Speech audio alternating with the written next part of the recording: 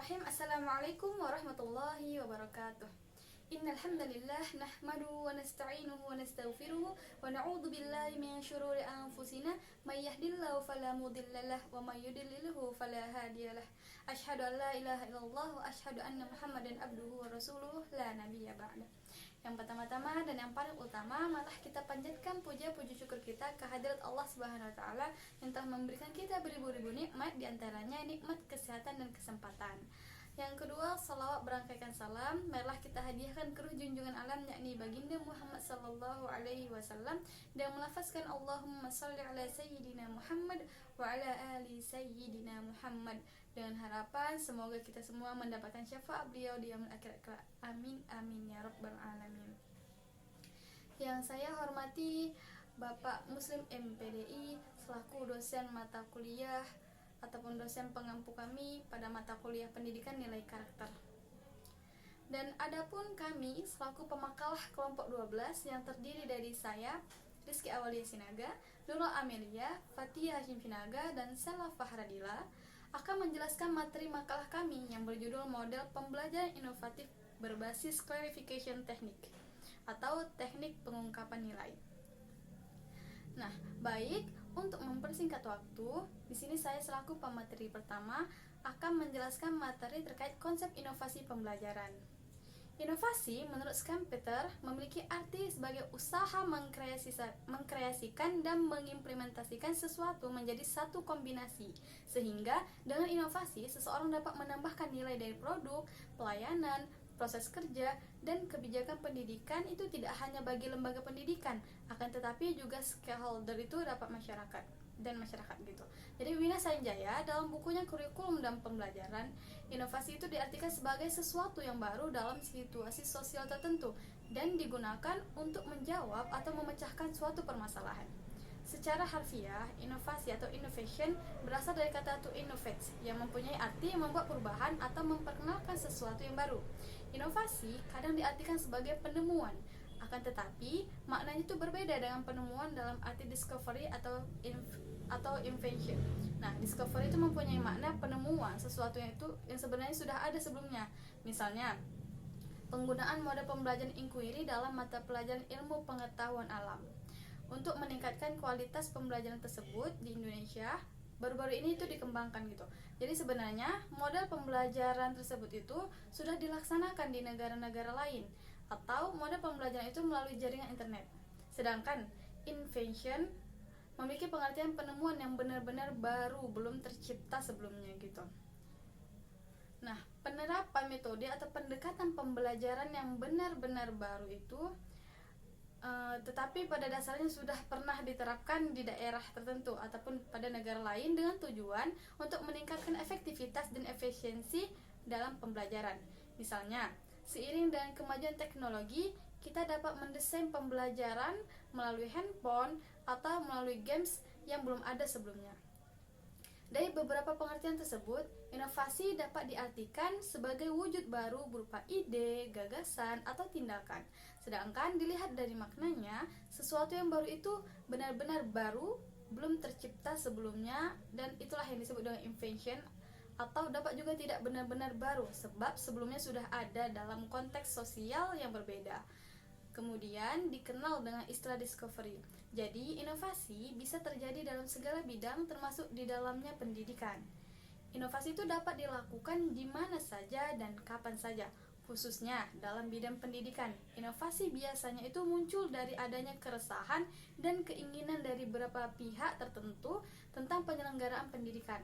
Misalnya, keresahan guru tentang proses belajar mengajar yang dianggap kurang berhasil, keresahan pihak administrator pendidikan itu tentang kinerja guru, atau mungkin keresahan masyarakat terhadap kinerja dan hasil, bahkan sistem pendidikan itu sendiri gitu.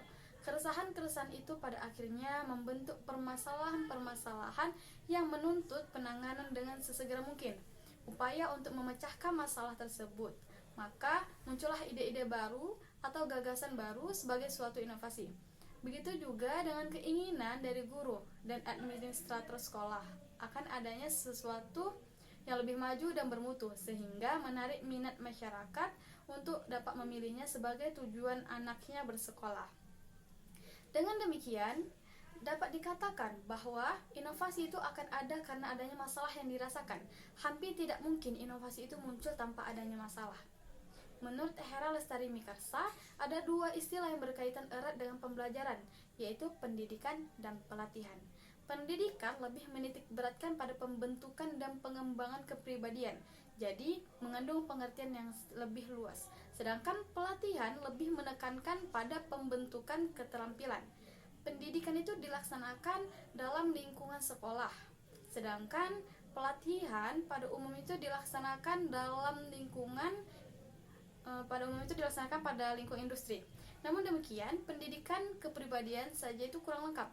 Para siswa perlu juga memilih keterampilan agar dapat bekerja, berproduksi, dan menghasilkan berbagai hal yang diperlukan untuk memenuhi kebutuhannya nanti. Oleh karena itu, kedua istilah tersebut hendaknya tidak dipertentangkan, melainkan perlu dipadukan dalam suatu sistem proses yang lazim yang disebut dengan pengajaran. Makna pembelajaran itu merupakan suatu sistem yang tersusun dari unsur-unsur manusiawi, material, fasilitas, perlengkapan, dan prosedur yang saling mempengaruhi pencapaian tujuan daripada pembelajaran. Manusia yang terlibat dalam sistem pengajaran itu terdiri dari siswa, guru, dan tenaga lainnya, misalnya tenaga laboratorium.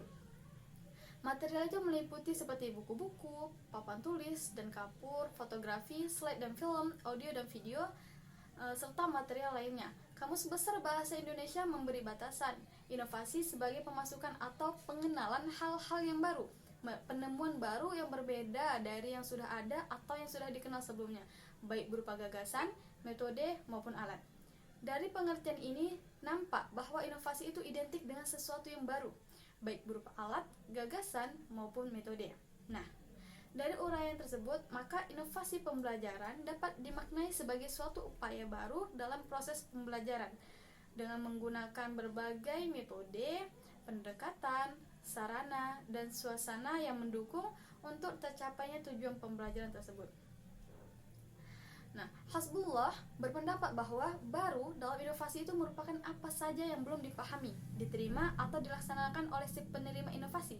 Dapat juga dikatakan bahwa inovasi pembelajaran merupakan sebuah upaya pembaharuan terhadap berbagai komponen yang diperlukan dalam penyampaian materi pelajaran berupa ilmu pengetahuan dari tenaga pendidik kepada para peserta didiknya dengan tujuan untuk meningkatkan kualitas pendidikan yang berlangsung.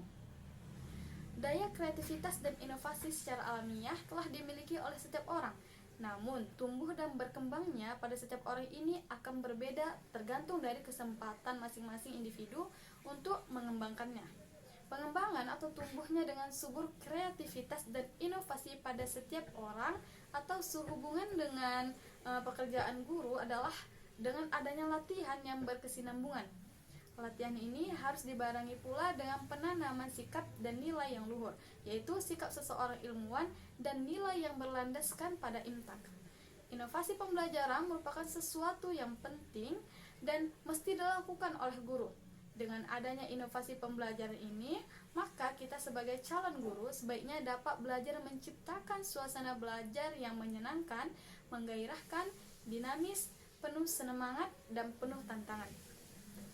Suasana pembelajaran seperti itu dapat mempermudah para peserta didik dalam memperoleh ilmu, dan guru juga dapat menanamkan nilai-nilai luhur dan yang hakiki pada peserta didik untuk menuju tercapainya tujuan daripada proses pembelajaran tersebut. Baik, sekian. Berikutnya akan dijelaskan oleh Saudari Nurul Amelia.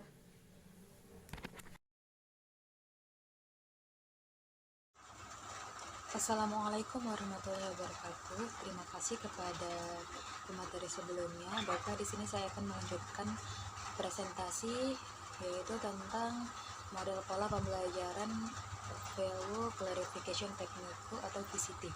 Nah, yang pertama ada sintagmatis yaitu penentuan stimulus, penyajian stimulus, penentuan pilihan, menguji alasan, penyimpulan, dan pengarahan dan tindak lanjut. Yang kedua, prinsip reaksi. Prinsip reaksi merupakan pola kegiatan yang menggambarkan bagaimana seharusnya guru melihat dan memperlakukan para siswa, termasuk bagaimana seharusnya guru memberikan respon terhadap siswa. Dalam pembelajaran dengan menggunakan model VCT ini, guru berperan sebagai model, dalam arti guru harus menjadi teladan atau sosok sikap sesuai dengan yang diharapkan dalam pembelajaran. Kemudian ketiga, sistem sosial. Sistem sosial merupakan pola hubungan guru dengan siswa pada saat terjadinya proses pembelajaran atau situasi, suasana, dan norma yang berlaku dalam penggunaan metode pembelajaran tertentu. Nah, dalam pembelajaran penggunaan model VCT ini, kegiatan kelas berorientasi pada pemecahan masalah baik secara individu, kelas, maupun berkelompok. Nah, kemudian yang keempat, sistem pendukung. Sistem pendukung merupakan segala sarana, bahan, alat yang diperlukan untuk menunjang terlaksananya proses pembelajaran secara optimal. Kemudian yang kelima, dampak instruksional adalah hasil belajar yang dicapai atau yang berkaitan langsung dengan materi pembelajaran. Jadi dampak instruksional merupakan kemampuan siswa yang diperoleh setelah dilaksanakannya pembelajaran. Nah, sekian dari saya, akan dilanjutkan oleh pemateri setelahnya. Assalamualaikum warahmatullahi wabarakatuh.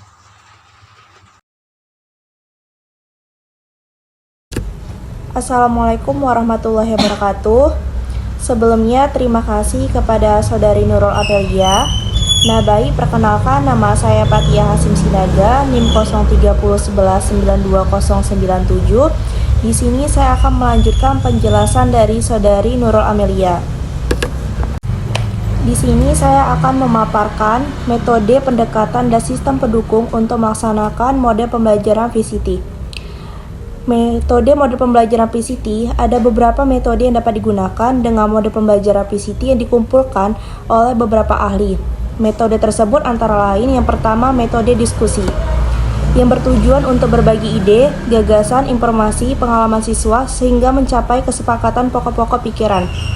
Yang kedua, metode curah pendapat, dalam bentuk diskusi untuk mengumpulkan ide, pendapat, informasi, serta pengetahuan dan juga pengalaman dari seluruh siswa.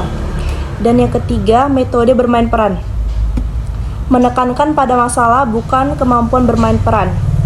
Dan yang terakhir, metode wawancara, yaitu proses pengambilan sebuah data dengan cara mewawancarai atau menanyakan secara langsung kepada responden.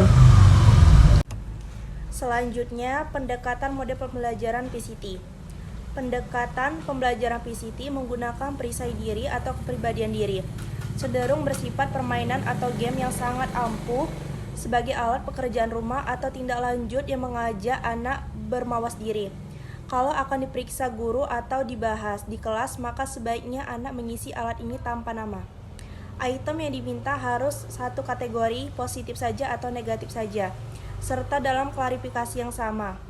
Hal ini dilakukan agar siswa tidak merasa bingung, agar siswa tidak sukar mengisi secara jujur.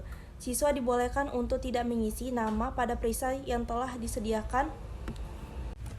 Pada saat mengisi perisai, hal-hal yang akan dirasakan kelak perlu dipertanyakan kepada para siswa. Misalnya, yang pertama, apakah Anda atau kalian jujur dalam mengisi perisai tersebut? Kedua, bukankah kalian merasakan bahwa yang sukar itu bukan mengisinya, melainkan memilih atau dari sekian banyak, memilih satu dari sekian banyak? Yang ketiga, coba kamu jawab sendiri, sebenarnya apa yang ada pada dirimu, apa dan bagaimana? Dan yang terakhir, bagaimana, apakah lebih mudah mengisi ini atau menilai orang lain? Dan selanjutnya, sistem pendukung model pembelajaran VCT. Sistem pendukung adalah fondasi pelaksanaan kegiatan proses belajar mengajar di kelas. Sistem pendukung yang dibutuhkan untuk mengimplementasikan model pembelajaran VCT adalah sarana prasarana pembelajaran yang meliputi sumber belajar, sumber media pembelajaran, tenaga sumber yang tersedia, dan ketersediaan perpustakaan untuk mendukung proses pembelajaran. Guru juga perlu berhati-hati dalam menerapkan model pembelajaran PCT melalui proses dialog untuk menghindari pemberian pesan melalui proses memberikan nasihat yang menurut guru baik dan juga tidak memaksa siswa untuk memberikan respon yang tidak dikehendaki oleh siswa. Dialog dilakukan secara terbuka sehingga siswa dapat mengungkapkan perasaan dengan jujur dan sesuai dengan isi hatinya.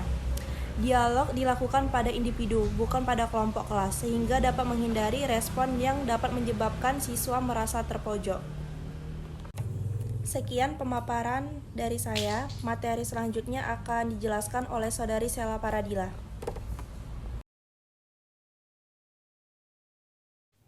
Bismillahirrahmanirrahim. Assalamualaikum warahmatullahi wabarakatuh. Terima kasih Saudari Fatia. Saya Sela Faradila di sini akan melanjutkan materi yang telah dijelaskan oleh Saudari Fatia. Di sini saya akan menjelaskan mengenai langkah, teknik, dan proses implementasi model pembelajaran VCT. Yang pertama, saya akan menjelaskan mengenai langkah-langkah pembelajaran VCT. Langkah-langkah pembelajaran VCT itu terdapat 3 tingkatan. Yang pertama itu kebebasan memilih, yang kedua menghargai, dan yang ketiga berbuat. Nah, kebebasan memilih itu terdapat 3 tahapan. Yang pertama, siswa boleh memilih secara bebas. Yang kedua, siswa boleh memilih dari beberapa alternatif. Dan yang ketiga, siswa memilih setelah melakukan analisis pertimbangan konsekuensi yang akan timbul dari pilihannya. Nah, kemudian tingkat menghargai. Menghargai itu memiliki 2 tahapan. Yang pertama, siswa akan memiliki rasa senang dan juga bangga terhadap nilai yang telah mereka miliki sebagai nilai yang bisa menjadi bagian integral dalam dirinya. Yang kedua, siswa akan mengklaim bahwa nilai yang dipilihnya merupakan bagian dari dirinya. Nah, yang terakhir adalah berbuat. Berbuat itu adanya kemauan dan kemampuan siswa dalam mengimplementasikan nilai yang telah dipilihnya dalam kehidupan sehari-hari. Yang kedua, teknik pembelajaran VCT. Dalam pembelajaran VCT ini memiliki 5 teknik. Yang pertama itu teknik penilaian diri. Yang kedua, teknik lecturing atau teknik penyampaian. Yang ketiga, teknik keterampilan dan contoh yang menarik. Yang keempat, teknik indoktrinasi dan pembukuan. Dan yang kelima, teknik tanya jawab. Kemudian yang terakhir mengenai proses implementasi model pembelajaran VCT. Yang mana proses implementasi ini harus melalui beberapa langkah yang telah disampaikan. Yaitu langkah yang pertama itu kebebasan memilih suatu kasus. Nah, kebebasan memilih suatu kasus ini bisa membantu siswa untuk menyelesaikan suatu kasus yang ada di lingkungan mereka. Yang kasus-kasus tersebut yang sudah dialami mereka atau yang sedang dialami oleh mereka sendiri. Serta siswa juga mampu untuk mengajukan pendapat atau pemikirannya serta menyampaikan solusi dari kasus-kasus yang telah dipilihnya. Nah, langkah yang kedua, menghargai. Dalam proses pembelajaran, siswa akan dihadapkan pada hasil nilai yang nantinya harus mereka pertahankan. Dan mereka miliki sepenuhnya tanpa harus merasa malu dengan segala hasil yang dicapainya. Nah, yang ketiga, berbuat. Tingkat yang ketiga adalah berbuat, yaitu adanya keinginan dari siswa untuk melakukan hal ini yang ditunjukkan dengan sikap siswa yang selalu bersemangat dalam mengerjakan tugas yang dilakukan secara bersama-sama atau dilakukan secara individu dalam kehidupan sehari-harinya. Sekian penjelasan dari saya, dan Berakhir pula materi dari kelompok kami. Assalamualaikum warahmatullahi wabarakatuh.